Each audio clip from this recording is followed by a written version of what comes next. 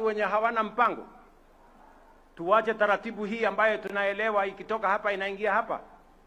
So mimi nawaeleza watu wa Meru, mimi nimeamua kama kiongozi wa taifa hii, tutapanga mambo ya maendeleo ya Kenya. Hii Kenya kwa mapenzi ya Mungu tunataka tuhakikisha kwamba tunaibadilisha kwa miradi na mipango ya maendeleo, na tunawaunganisha Wakenya wote.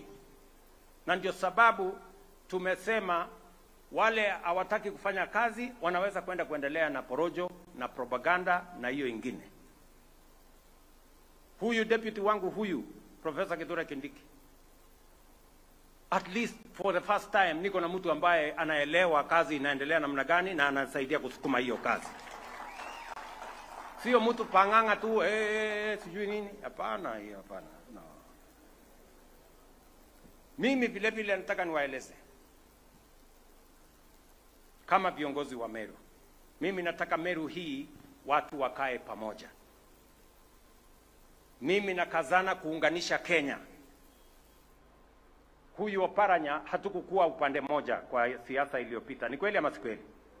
Lakini kwa sababu ya umoja wa taifa letu la Kenya, na ili tuweze kupata nafasi mzuri ya umoja, ndio tuweze kusukuma mambo ya maendeleo ya taifa letu la Kenya, umoja ni ya muhimu.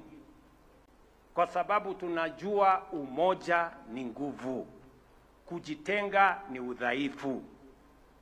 Na ndio sababu mimi kama kiongozi wa taifa hii nitawaunganisha Wakenya wote, tuweze kutembea safari moja na tuweze kuhakikisha kwamba maendeleo inapatikana, kilimo inashughulikiwa, watoto wetu wanasoma, tunapanga mambo ya maendeleo ya taifa letu la Kenya, kwa sababu hayo ndio majukumu mmetupatia kama viongozi wa taifa letu la Kenya.